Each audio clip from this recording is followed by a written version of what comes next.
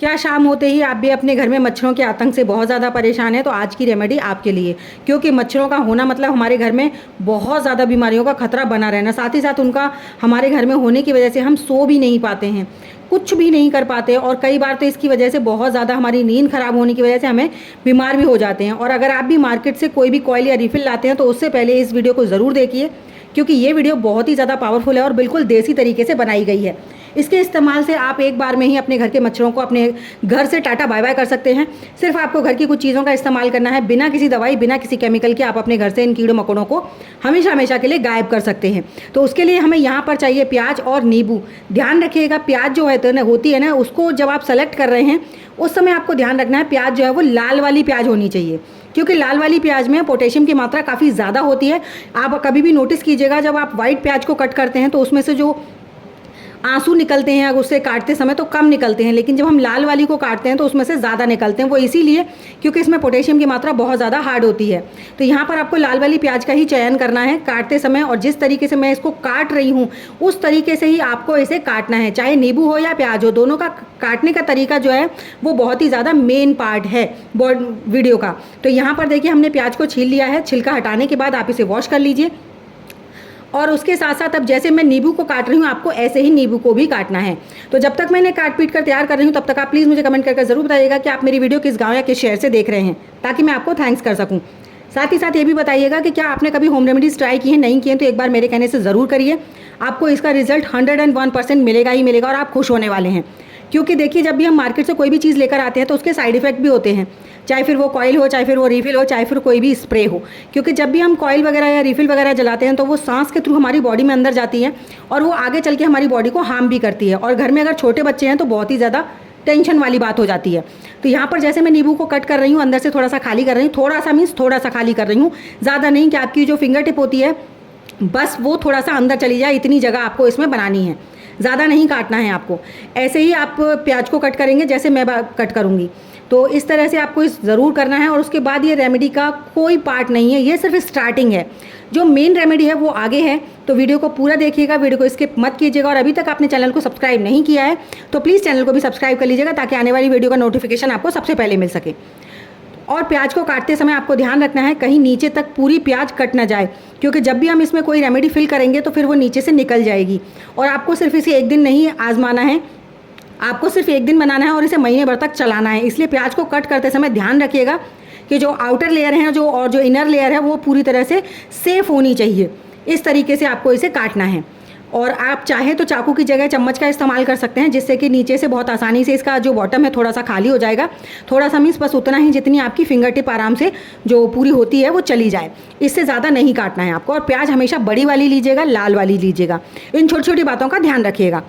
तो इस तरीके से जैसे मैंने इसे काटा है वैसे ही हमने इसको काट लेना है। और जो हमारा प्याज और जो नींबू का रस निकला है इसे आप किसी भी सैलेड वगैरह में यूज़ में ले सकते हैं, क्योंकि प्याज को आपने पहले ही वॉश कर लेना है। अब इन दोनों चीज़ों को तो साइड में करेंगे और जो रेमेडी का मेन पार्ट है उसको हम तैयार करते हैं।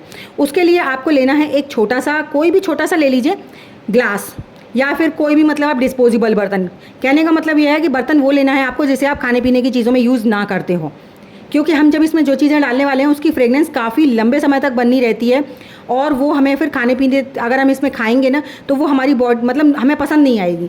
इसके बाद आपको लेना है लौंग, 6 से 7 लौंग ले लीजिए। लौंग का चुनाव करते समय ध्यान रखिए उन पर फूल होना चाहिए, क्योंकि जो लौंग का फूल होता है वो लौंग का मेन पार्ट होता है। अब यहाँ पर आपको नेक्स्ट जो चीज़ लेनी है वो लेनी है देसी कपूर। देसी कपूर मतलब जो भीमसेनी नाम से कपूर आता है, वो जिसे हम पूजा में यूज़ करते हैं वो। कई लोग बोलेंगे कपड़ों में रखने वाला कपूर, कपूर जो होता है ना वो कपड़ों में रखने वाला नहीं होता है, वो कपूर की गोलियाँ होती हैं, नैप्थलीन बॉल होती हैं। ये जो कपूर होता है ये पूजा में यूज़ किया जाता है, हवन सामग्री में यूज़ किया जाता है, तो आपको यही वाला कपूर लेना है। उसके बाद इसमें हम थोड़ा सा डालेंगे दालचीनी का पाउडर। अगर आपके पास स्टिक है तो आप इसमें थोड़ी सी दालचीनी की स्टिक डाल दीजिए। अब इन तीनों चीज़ों को अच्छे से कूट पीस लीजिए। कूट पीसने के लिए आपको देखिए बहुत ही आसानी से, अगर आप लौंग को अकेला करेंगे ना तैयार तो काफ़ी टाइम लगेगा उन्हें कूटने में और बहुत ही अच्छे से वो कुटती भी नहीं है। लेकिन जब आप उसे कपूर के साथ कूटेंगे ना, लौंग को या दालचीनी की स्टिक को, मेरे पास तो पाउडर था, अगर आपके पास स्टिक है तो कपूर के साथ बहुत ही आसानी से कूट जाती हैं। तो इसीलिए आपको तीनों चीज़ों को एक साथ कूटना है और ये आपस में एक दूसरे के साथ मिक्सअप भी हो जाती हैं। मिक्स करने के बाद में आपको इसे निकाल लेना है दूसरे किसी बर्तन में। और किस तरीके से आप इस रेमेडी का इस्तेमाल करेंगे। और इस इस्तेमाल से न सिर्फ आप अपने घर से मच्छर ही नहीं, चूहे भी, कॉकरोच भी और छिपकली भी भगा सकते हैं। बस तरीका थोड़ा थोड़ा सा अलग होगा। अगर आपके घर में मच्छर हैं तो जैसे मैं तैयार कर रही हूँ आपको वैसे करना है। आपके घर में अगर कॉकरोचेज़ हैं तो कॉकरोचेज़ के लिए आपको करना क्या है, ये जो हमने मिक्सचर तैयार किया है इस मिक्सचर में थोड़ा सा, बहुत थोड़ा सा, 1 चम्मच के करीब पानी डालिए। थोड़े से मिक्सचर को लेकर 1 चम्मच मिक्सचर लीजिए और 1 चम्मच में से थोड़ा सा पानी या विनेगर डाल लीजिए। फिर उसकी कॉटन बॉल्स फिल कर लीजिए और उन कॉटन बॉल्स को ना आप उस जगह पे रख दीजिए जहाँ पर भी आपके घर में छिपकली हैं या फिर कॉकरोच हैं या फिर चूहे हैं। अगर चूहे हैं तो आटे की बॉल्स बनाइए, उसके अंदर ये फिल कर दीजिए। अगर चूहे नहीं हैं, आपके घर में कॉकरोच या फिर छिपकली हैं, तो जो कॉटन बॉल होती है उसका इस्तेमाल कीजिए और उन जगहों पे रख दीजिए। इसकी महक से ही ना अपने आप आपके घर से चीज़ें अपने आप चली जाएंगी। अब यहाँ पर आपको सिर्फ 2 चम्मच मस्टर्ड ऑयल लेना है। मस्टर्ड ऑयल सिर्फ 2 चम्मच लेना है, ज़्यादा नहीं लेना है। ऐसा नहीं है कि आपने पूरा कटोरी भर के तेल डाल दिया और फिर आप इसका इस्तेमाल करते रहे, तो मच्छर नहीं जाएंगे आपके घर में। ध्यान रखिएगा, कपूर की मात्रा बहुत ज़्यादा मैटर करती है, लौंग की मात्रा बहुत ज़्यादा मैटर करती है। तो इसीलिए हर चीज़ वही डालनी है, उतनी ही डालनी है जितनी मैं आपको बता रही हूँ। इन तीनों चीज़ों को मिक्स करने के बाद में इस तरह से कुछ एकदम थिक सा पेस्ट बन जाना चाहिए। अब आपने करना क्या है, आपको लेनी है कॉटन की आपको बनानी है बातियाँ। गोल बाती भी बना सकते हैं आप, लंबी बाती भी बना सकते हैं, लेकिन सच बताऊँ गोल बाती ज़्यादा अच्छी रहती है, क्योंकि आप इसको एक दिन नहीं 10-15 दिन तक यूज़ कर लेंगे और आपको दोबारा बाती बनाने की ज़रूरत नहीं पड़ेगी। बाती बनाते समय थोड़ा बड़ी और थोड़ा मोटी बाती बनाइएगा ताकि आप इसे आसानी से लंबे समय तक यूज़ कर पाएँ। कॉटन जैसे मैं ज़्यादा ले रही हूँ ना, उसी तरीके से आपने कॉटन लेनी है। ज़रा सी कॉटन वाली जो बाती होती है ना, वो नहीं चलेगी, वो एक दिन में ही ख़त्म हो जाएगी, उसका कोई फ़ायदा नहीं रहेगा। तो इसलिए आप हमेशा बाती जब भी बनाएं तो मोटी डंडी की और थोड़ा बड़ी बाती बनाइएगा। बातियों को इनमें रख देना है और इस मिक्सचर को इसके साथ इसमें फिल कर लेना है। तो जब तक मैं इसे फिल कर तैयार कर रही हूँ तब तक आप प्लीज़ मुझे कमेंट करके ज़रूर बताइएगा कि आप मेरी वीडियो किस गाँव या किस शहर से देख रहे हैं, ताकि मैं आपको थैंक्स कर सकूँ। साथ ही साथ ये भी बताइएगा कि क्या आपने कभी होम रेमेडीज़ ट्राई की हैं। नहीं की हैं तो एक बार मेरे कहने से ज़रूर करिए, क्योंकि इन रेमेडी की खास बात ये होती है किसी भी तरह का कोई भी साइड इफेक्ट नहीं होता है।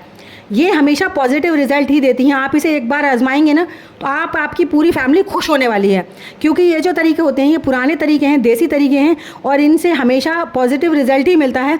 साथ ही साथ आपके घर में पॉजिटिविटी आएगी, आपके घर में ऐसे कीड़े मकोड़े चले जाएंगे और आपका इसमें कोई ज़्यादा खर्चा भी नहीं होगा।